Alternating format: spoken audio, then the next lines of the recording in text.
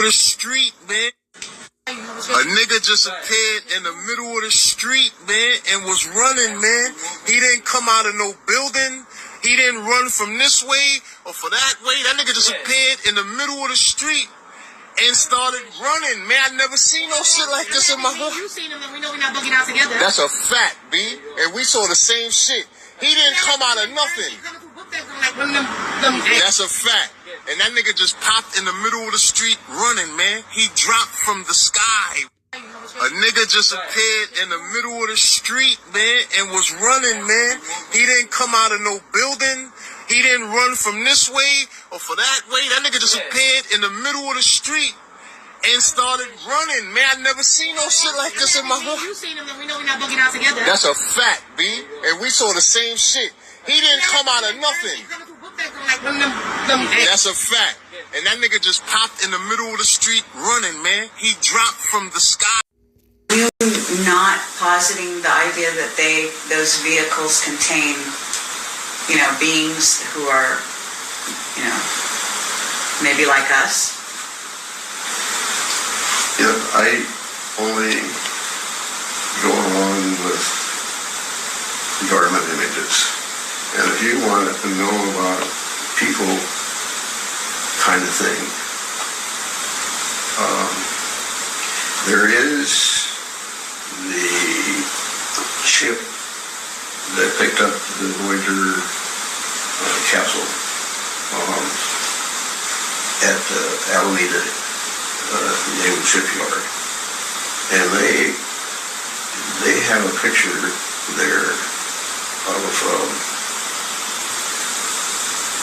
I think it's the Apollo flight that Bugs and Neil were on.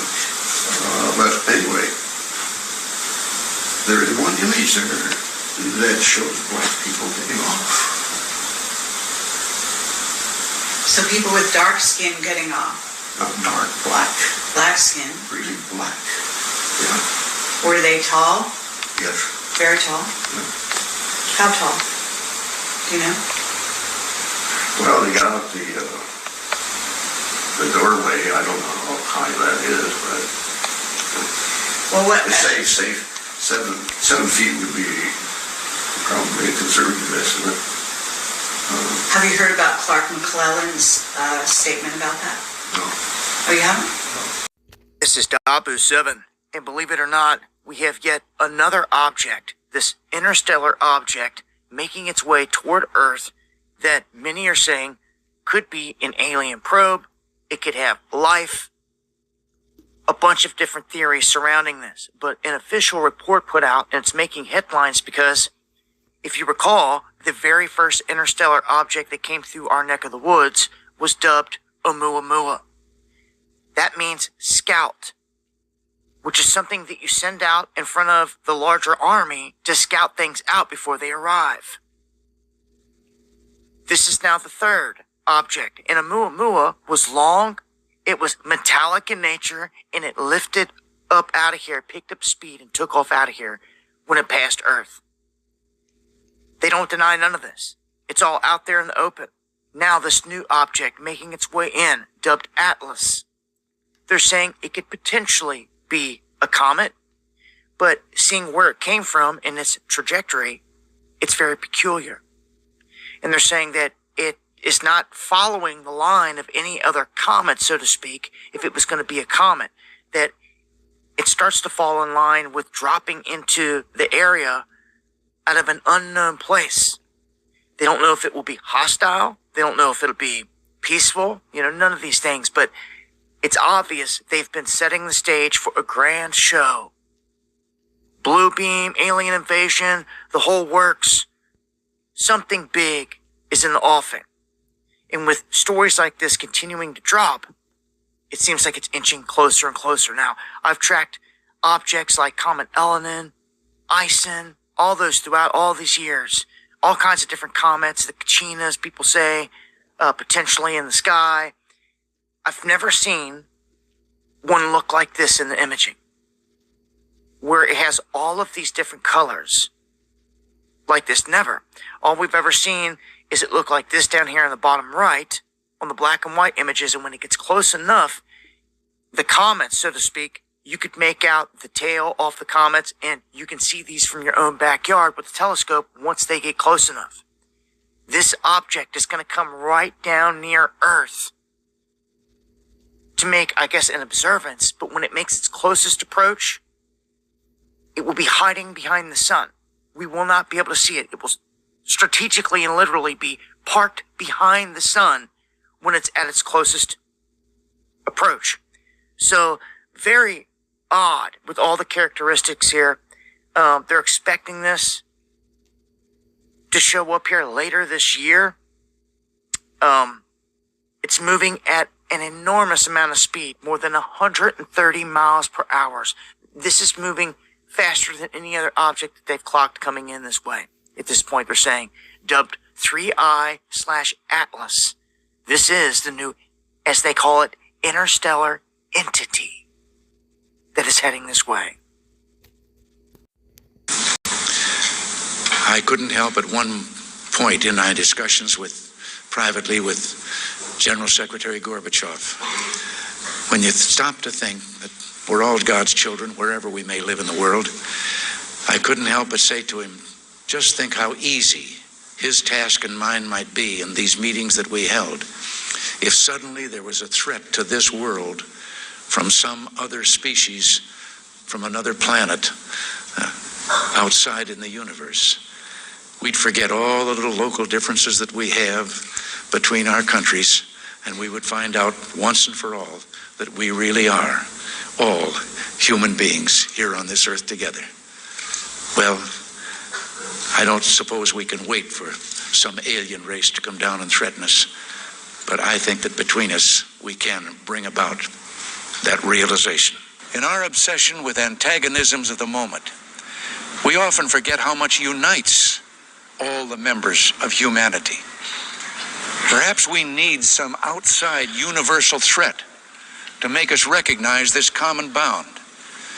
I occasionally think how quickly our differences worldwide would vanish if we were facing an alien threat from outside this world. This is Luke chapter 21, verse 25 through 28. It reads, "And there shall be signs in the sun, and in the moon, and in the stars, and upon the earth distress of nations with perplexity, the sea and the waves roaring, men's hearts failing them for fear, and for looking after those things which are coming on the earth. For the powers of heaven shall be shaken. And then shall they see the Son of Man coming in a cloud with power and great glory. And when these things begin to come to pass, then look up." All right, then look up and lift up your heads, for your redemption draweth nigh. Kahalayimlah, Yahweh Bahashem, Yahushai Bahashem Wakakodash. Double honors to the apostles and the elders of Great Millstone who rule well and who teach well. Shalom to the Akim out there that's pushing the truth, that's laboring in the word, and is pushing the gospel of the great kingdom that's soon to come. Shalom to the Akwath that's listening in, that's remaining true to the faith and remaining faithful and submissive to their husbands and guiding their children. And shalom to the hopeful elect of the 12 tribes that scattered abroad throughout the four corners of the earth. You Israelite foreigners out there who live among the heathen and who look like those heathen nations. But your lineage goes back to the progenitors of the 12 tribes of the nation of Israel through the line of your fathers. I want to say peace and blessings to you all. Barakatham. It's your brother Zakaria Allah, branched out here in Williamsport, Pennsylvania. All right, and Lord willing, this lesson be edifying. All right. So I've shared with you a number of clips. Okay. The first one, a man was filming what he claimed. He claimed it was a man that appeared out of the sky, and he landed on the ground and he started running down the street. All right. Next, I showed you the famous interview with Project Camelot of Dr. Norman Berggren. All right, Dr. Norman Berggren, who used to work at NASA. All right, and then I showed you Dabu 7.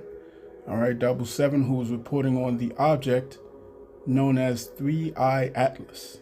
All right, 3I-Atlas or slash, excuse me. And and then the last one I showed the famous speech from Ronald Reagan at the United Nations. All right, concerning an alien threat. All right. And I'm going to get this here in the book of Habakkuk, chapter 3.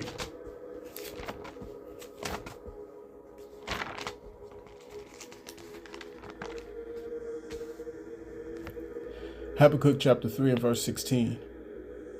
When I heard, my belly trembled, my lips quivered at the voice, rottenness entered into my bones, and I trembled in myself, that I might rest in the day of trouble. When he cometh up unto the people, he will invade them with his troops. The prophet Habakkuk had seen the return of Yahushua. Many of the prophets have seen it. All right. Isaiah had seen it. Jeremiah had seen it. All right. Malachi had seen it. Ezra had seen it. You see what I'm saying? The world is undergoing a massive shift right now. Okay? And it's a shift that our adversary Esau Edom, all right, he can't control this shift. All right, as I've spoken of concerning Project Looking Glass. All right, these Edomites are trying very hard to try and offset the prophecies, but they can't do it. The only thing that they can do at this point, moving forward, is to manage the impact and do their best to control the narrative. You see what I'm saying? And the people on the planet, the people of Earth, all right, the inhabitants thereof, as the scriptures say, are about to witness things that are both extraordinary as well as terrifying. Right? Let me get this in Wisdom of Solomon real quick.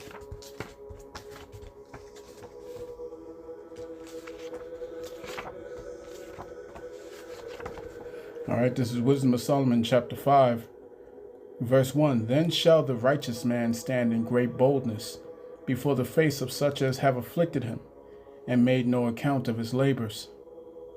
When they see it, they shall be troubled with terrible fear, and shall be amazed at the strangeness of his salvation, so far beyond all that they looked for. All right. What the people are about to see is something very, very terrifying, very, out of this world. All right. Things that they could never even fathom. All right.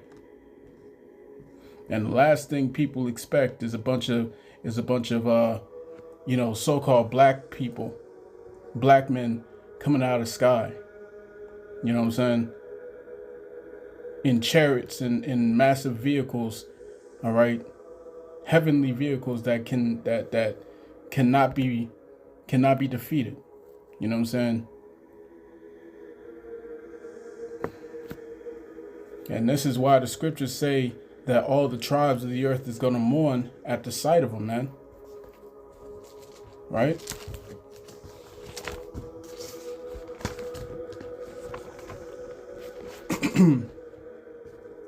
Let's go to Matthew real quick. Matthew chapter 24. All right, Matthew 24 and verse 30, it reads, And then shall appear the sign of the Son of Man in heaven, and then shall all the tribes of the earth mourn, and they shall see the Son of Man coming in the clouds of heaven with power and great glory. Right? Isaiah chapter 19.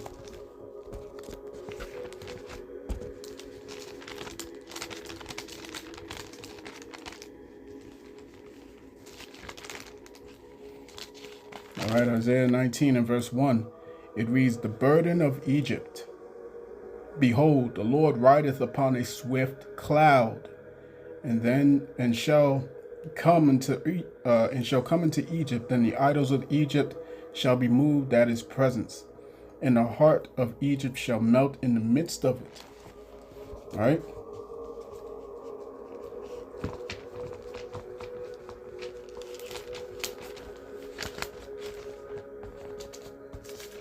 All right, Revelation.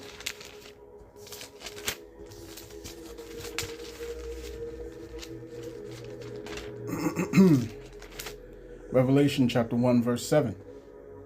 It reads, behold, he cometh with clouds, and every eye shall see him, and they also which pierced him, and all kindreds of the earth shall wail because of him. Even so, Amen.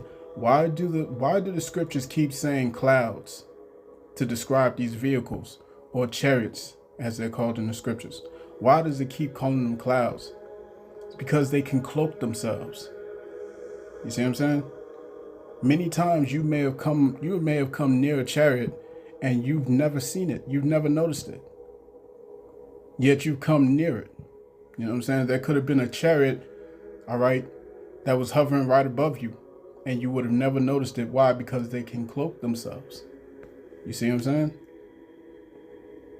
And we've seen this instance throughout the scriptures, man. Let's go to 2 Kings.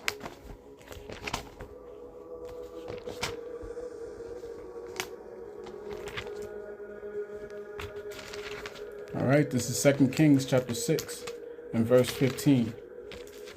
And it reads, and when the servant of the man of God, the man of the Most High, was risen early and gone forth, behold, an host compassed the city, both with horses and chariots.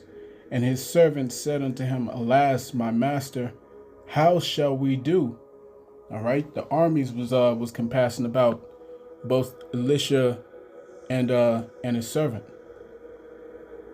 Verse 16. And he answered, fear not, for they that be with us are more than they that be with them. All right.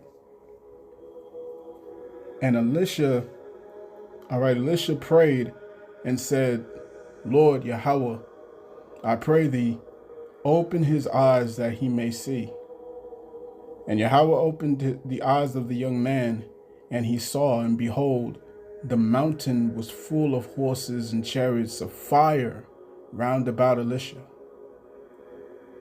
And when they came down to him, Elisha prayed unto the Lord Yahweh and said, smite this people, I pray thee, with blindness.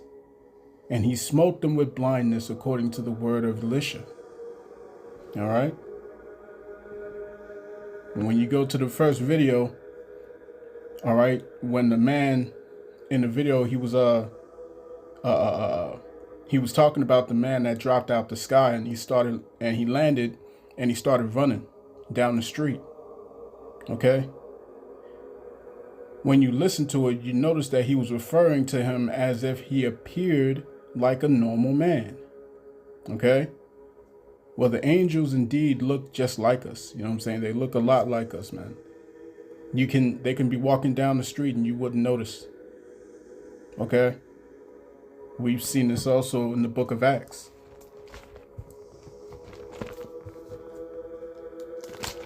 Real quick. Acts chapter 1.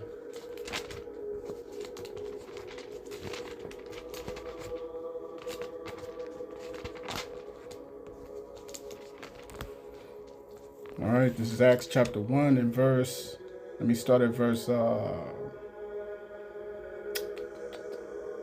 let's start at verse 9. All right.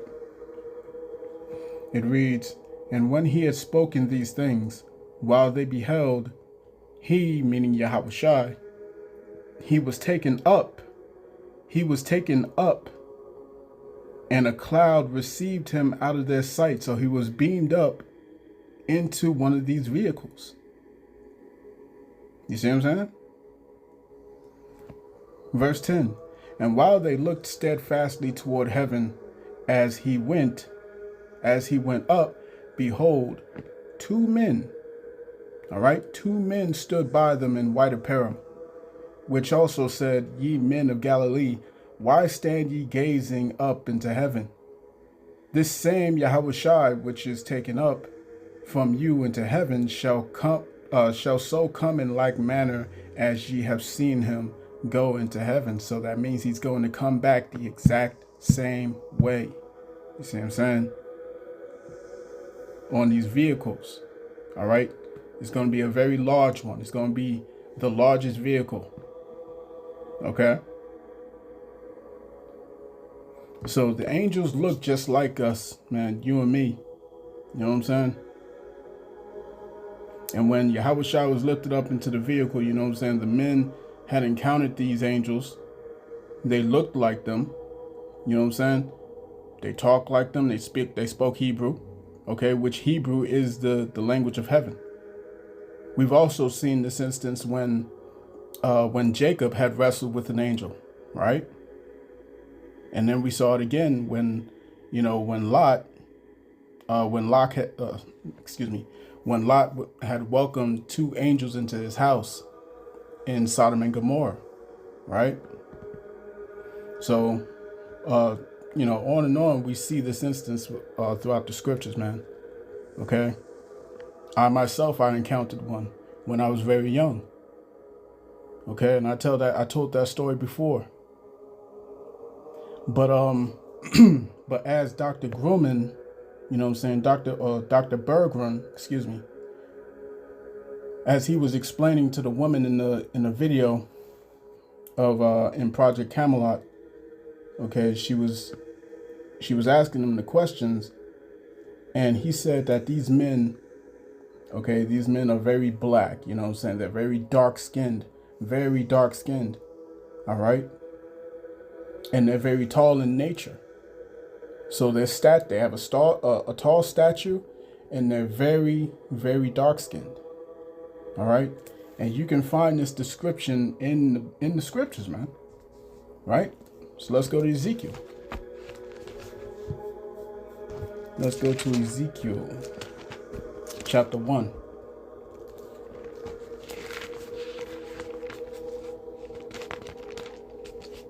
Okay. And when you tell these things, when you explain these scriptures, all right, and you break it down to the so-called Christian, they cannot understand it. You know what I'm saying? Such things as reincarnation and the like, all right, they can't understand that. You see what I'm saying? This is Ezekiel chapter 1 and verse 5. It reads, Also out of the midst thereof came the likeness of 4 living creatures, and this was their appearance. They had the likeness of a man. And everyone had 4 faces, all right, meaning 4 separate countenance, 4 different countenance, you know what I'm saying, in terms of their demeanor. All right.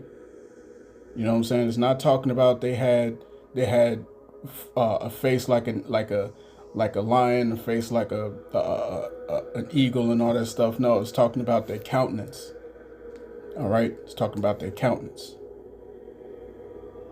So they had the likeness of a man, and everyone had 4 faces, and everyone had 4 wings. And their feet were straight feet. All right. Straight feet, normal feet. And the sole of their feet was like the sole of a calf's foot. All right, that's talking about the footwear that they had. All right, they have on boots. Okay, and if you've seen certain sandals or certain footwear that ninja use, you know what I'm saying, it looks like a calf's foot. You see what I'm saying? So it says their feet were straight feet, and the sole of their feet was like the sole of calf's foot. And they sparkled like the color of burnished brass. So they had very dark skin. You know what I'm saying? They sparkled like burnished brass. You know what I'm saying? If you've ever seen very dark skin that's very shiny, think of that. All right? So the depiction of these angels are in the scriptures, man. So that confirms Dr. Berggren's report of what he saw. or his testimony. Okay, very tall, very black, as he says. Okay. Then in the next video I shared by Dabu7, he reported on the object known as 3i slash Atlas. Right? Now, you know, just to correct him, he was wrong on the fact that he said that the object was traveling at 130 miles per hour. That's incorrect. All right? That's incorrect. In fact, the object is reportedly traveling at 245,000 miles per hour. All right? 245,000 miles per hour. You see what I'm saying? That's a quarter short of 300,000 miles per hour, man. And according to the numbers, because I did the numbers, I did the math on this thing, it sits this object as moving 319 times the speed of sound. 319 times the speed of sound. Okay? Remember, the Lord said that behold, I come quickly. All right? Let me get that real quick.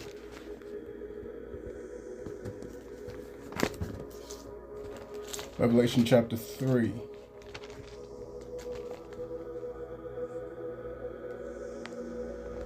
And verse 11.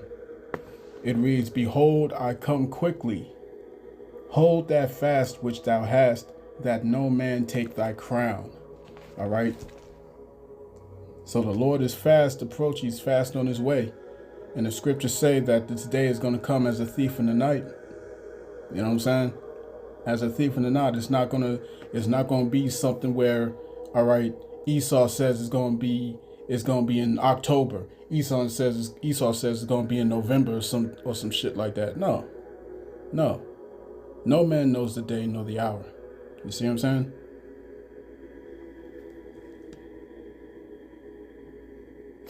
So, yeah, man. Nobody knows this time that Yahushua is gonna return. However, the prophets have the method that's given to measure the time leading to his return. All right, as is written in 2nd Esdras, the 9th chapter. Measure thou the time diligently in itself. Right? And this method of what we would use to measure this time would be the prophecies. All right? You have to remember what Yahushua had warned us of. Let's go to Matthew.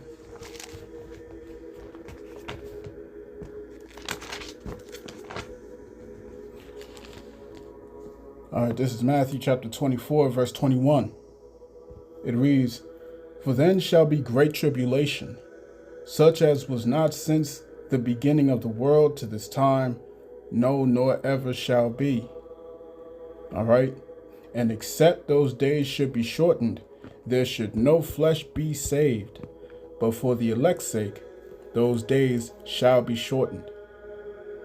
Then if any man shall say unto you, Lo, here is Hamashiach, or there, believe it not.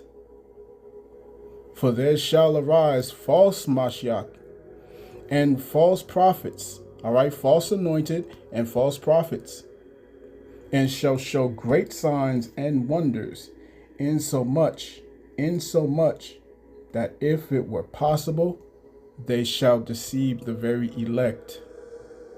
You see what I'm saying? Behold, I have told you before.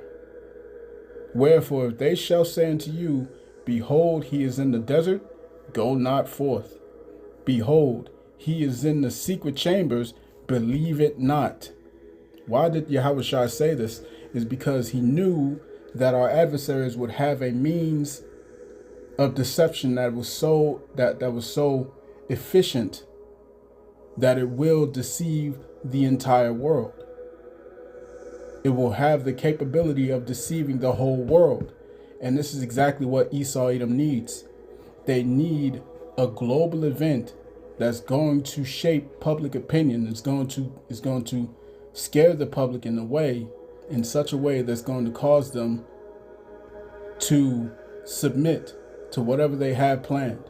All right, to submit to their new world, to submit to the charagma, the mark of the beast, written of in Revelation 13, verse 16. You see? Verse 27. For as the lightning cometh out of the east and shineth even into the west, so shall also the coming of the Son of Man be. All right? When Yahushua returns, you gonna know that he returned. You see what I'm saying? You gonna know that he returned. Verse 28. For wheresoever the carcass is, there will the eagles be gathered together. Check this out. Immediately after the tribulation of those days shall the sun be darkened, and the moon shall not give her light, and the stars shall fall from heaven, and the powers of the heavens shall be shaken.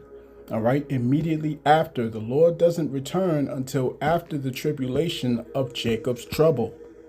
All right, it's very, very important that you know that.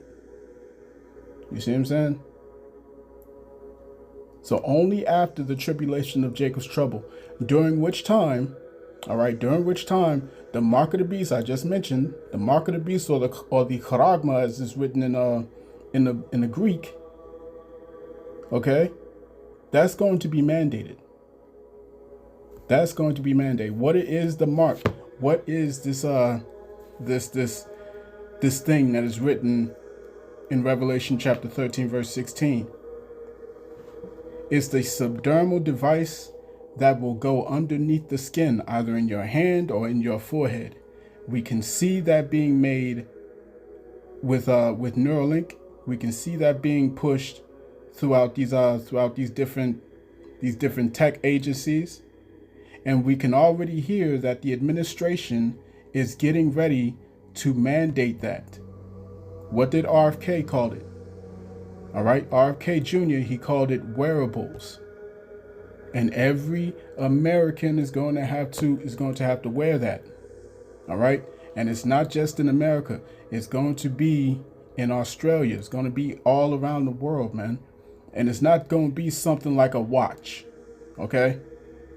Now, if it starts off that way, then it starts off that way. But the main goal is to get it underneath the skin. So you have what's known as gradualism. Okay? And while this thing, and this is very important, right? While this thing is happening, while this device is being mandated, all right, in quick succession, the Third World War will reach its climax. Like Elder Apostle Tahar says all the time, when they mandate this chip, all right, when they mandate this chip, expect things to go super quick. All right, super quick. Well, all these nations are going to gather together and they're going to start fighting. You see what I'm saying? And here's the point. If there's any such quote unquote invasion that happens before that time that I just mentioned, if there's any invasion that happens before they start mandating this chip, just know that it's a deception. Okay? If you see this whole so-called alien invasion and whatnot, quote unquote, start happening before they tell you that you have to get a device inside your head or inside your hand, just know that so-called invasion is fake. All right? But like Yahushua said, the elect will not be deceived. You see what I'm saying? And when the Lord returns, this is the point. When the Lord returns, all right, that's when all the nations are going to put aside their differences, just like Ronald Reagan said. All right, just like Ronald Reagan has suggested. All these nations are going to put aside their differences, and they're going to begin to fight against Yahushua. Okay?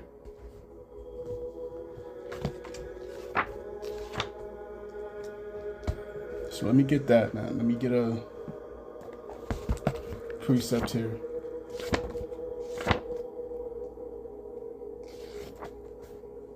Oh, and also I just wanted to point out, that while all these nations are fighting against Yahushai, okay, the angels that Yahushai will send are going to be dispersing all around the world, all around the planet, and they're going to gather the elect of the nation of Israel out of every country. All right? All the Israelites out of every country, out of China, the Israelites out of China, out of Japan, out of Russia, out of Lithuania, out of Belarus, out of UAE, out of out of wherever, all around the world. Okay?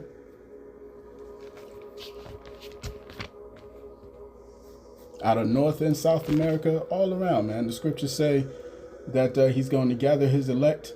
All right? Let's see, out of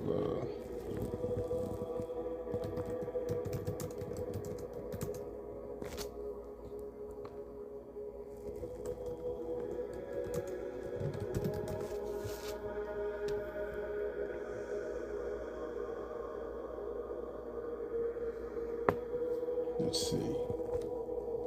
Let me do this.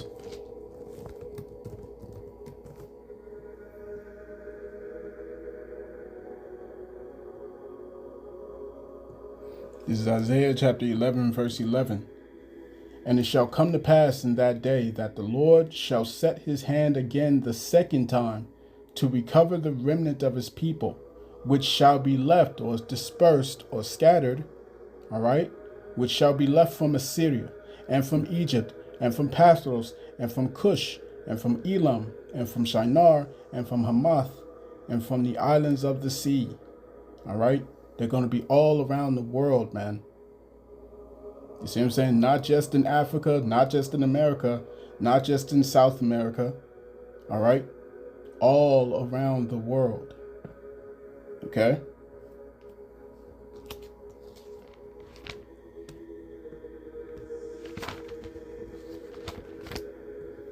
Let me see. I want to get this in 2nd Esdras chapter 13 and verse 29. It reads, Behold, the days come when the Most High will begin to deliver them that are upon the earth. And he shall come to the astonishment of them that dwell on the earth. And one shall undertake to fight against another, one city against another, one place against another, one people against another, and one realm against another. And a time shall be when these things shall come to pass, and the signs shall happen, which I showed thee before, and then shall my son be declared, whom thou sawest as a man ascending. Let me show you real quick. All right, let me read that again. Verse 32. And the time shall be when these things shall come to pass, and the signs shall happen, which I showed thee before, and then shall my son be declared, whom thou sawest as a man ascending. All right. That same precept that we got in the book of in the book of Acts. All right. Acts, the 1st chapter. Okay. The 9th verse. Okay. Verse 33. It reads, And when all the people hear his voice, every man shall in their own land leave the battle they have one against another, and an innumerable multitude shall be gathered together, as thou sawest them, willing to come and to overcome him by fighting. Okay? They're all going to come and fight against the Lord Yahushai when he returns. And that's when you're going to see a bloodbath. All right? You're going to see a massive bloodbath. And it's going to be none left. All right? None left standing except Yahushai and the angels. You know what I'm saying? There won't be a single victory. All right? Not a single victory for Esau, Edom. You see what I'm saying? So if you sending your sons and your daughters into World War III, just understand they ain't coming. They ain't coming back. They ain't coming back. they're going to be destroyed. You see what I'm saying? If they're not of the elect, if they're not of the elect, they're going to be destroyed, man. All right? So I'm going to cut that there, man. I pray this lesson was edifying to the elect of the nation of Israel. All right? It's been your brother Zakaria Allah, branched out here in Williamsport, Pennsylvania. The name of this lesson was The Lamb Will Return. All right, call halal Yahweh Bahashem Yahushai Bahashem Rakak Wadash. Double honors to the apostles and the elders of Great Millstone who rule well and who teach well. Peace and blessings to the hopeful elect. Shalom.